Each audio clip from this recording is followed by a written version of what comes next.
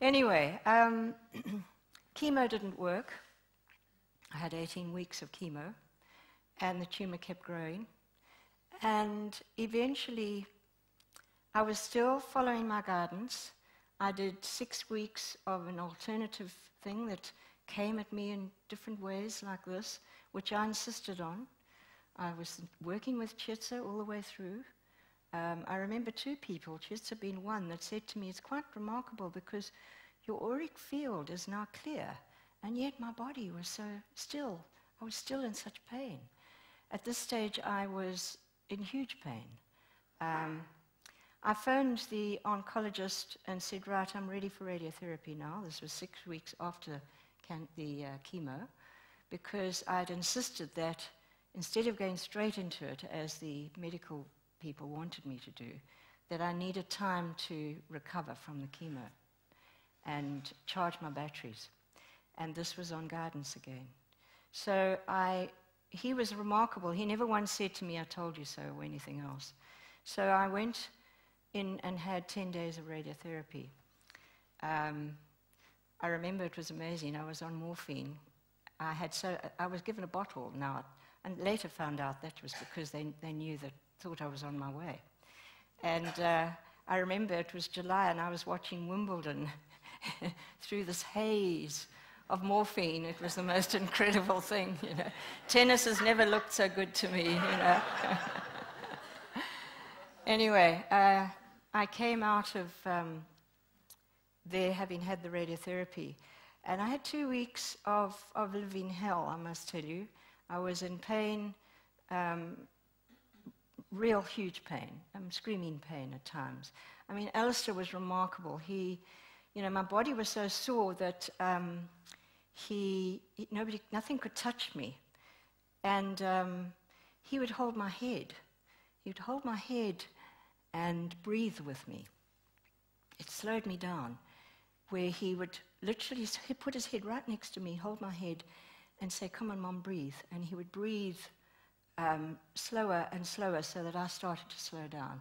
And as I relaxed, so I could start handling the pain. So he was incredible, the way he kept his nerve, he kept his calm, and he didn't panic. And that for a 23-year-old is incredible. Something happened through this whole combination. I started getting better.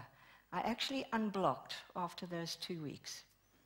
I physically unblocked, and it was extraordinary. I had my first game of golf. So something that I used to do, one of my intentions was to imagine playing golf again. There were 2 things I did. I used to lie in bed in the morning when I first woke up, and I used to imagine hitting a golf ball, because it was something that I could feel myself do, but it was also something I associated with fun. Tennis for me was my work, whereas golf was fun. So I imagined hitting a golf ball. But the other thing I did, a wonderful friend of mine, Sky, had said to me, how are you going to celebrate when you're better? And it was the most incredible thing, because she said that to me when I was pretty ill. And so I set the intention of how I would celebrate. And I decided that I would have a show here in the hall. And I used to practice the song I was going to sing in the bath.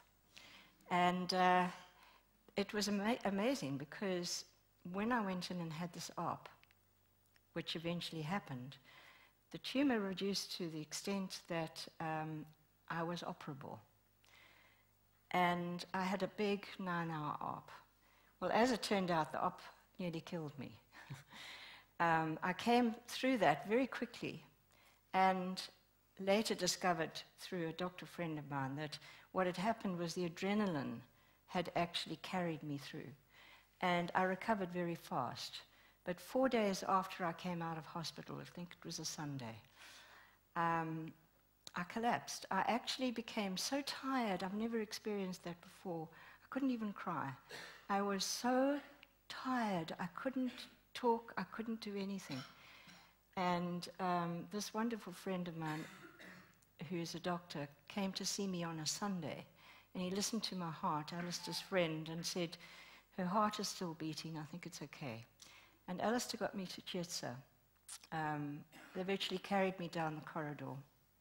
At this stage, I was not able to talk or anything. And Chietza said to me, don't talk. And he worked on me for an hour and a half. He repaired the lines in my first layer. And he saved my life there. Later, he was able to tell me that my bottom 3 chakras were starting to disintegrate. And he worked on me then, and he worked on me another few days later, I think it was.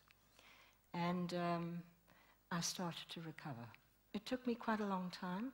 It took me about, I had my op at the end of November, and I flew out to South Africa in the middle of February. And when I went in wheelchairs, and I rested in London for a few days, and then I went to my flight to Johannesburg, and I rested there for a week, but I recovered very fast. And I made my way onto that mountain. But my life now is quite remarkable, actually. It's taken me 6 years to really understand what actually happened to me, and I'm still learning. The journey continues. I still lose my way every now and again, but it's easier to get back. I find that when I do lose my center, I find it easier to get back. And it's wonderful now that I am able to give some of that back to other people, which is great. It's what it's all about. It's wonderful living here in Findhorn. And last year, and finished this year, I was able to walk the Camino, which was a huge miracle. I was part of the group that organized the Christ Consciousness event, into the Christ Consciousness at the beginning of the year. And so sort of fulfilled my purpose. And I'm living with the most remarkable man. We have the most incredible relationship. It's a great privilege to have got to this point and to have this kind of relationship, which is a great reflection for me of where I am. But something that I think is very important and something that I would like to leave you with. What I heard on that mountain then, what I now understand, what I've come to understand, was what that voice said to me about just living and radiating who I was a gift. It didn't mean that because I'd come through cancer that was a gift. That applies to every single human on the planet. That just by being born, that is the miracle. That is what all of us need to realize. And that life itself is the miracle, and we all just need to radiate who we are, because we are all completely individuals, and we are love. Thank you very much. I'd now like to open it up for sharing. Thank you.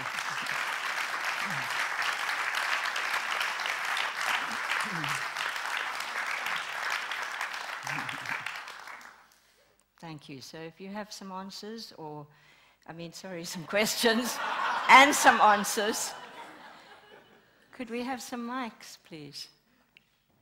Do we have some mics? There's some at the back. Thank you. I'll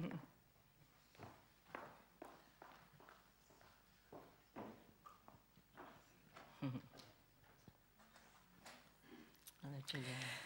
Hello, Sylvia. Thank you so much for what you've said. Thank you. And it's not easy to speak after the depth of what you've just shared.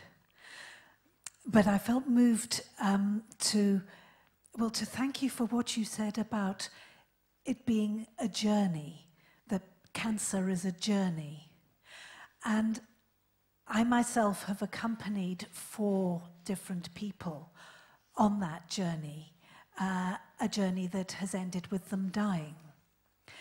And 2 of them, it was so obviously a journey of soul healing. That was so clear.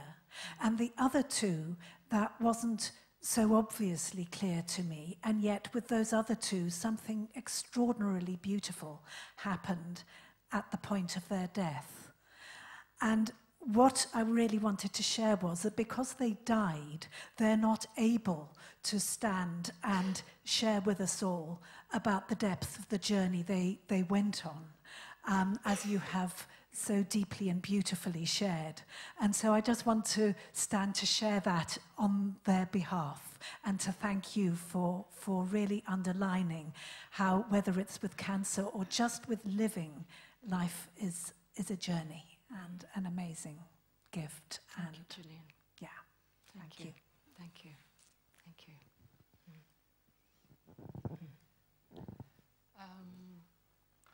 I have also had cancer, and I did once here a workshop about angels, and the angels told me, when you have had if you have to have cancer, you have to say, I've had it. Because if you say, I have it, in some way you keep it going. Yes. So that's what they kind of gave of advice. So that's what I Thank you. like to share here. And also love has bring me here, and also what you said, to learn to stand up yourself. And I have a lovely surgeon. I probably loved him on a different level than he me, and so it was very great. And I had a good support system. Thank you. Thank you for sharing that. Yeah. Thank you. 33, Yes. and for the year that preceded this, I had some turmoil in my life, in my personal life, that really shook up my life.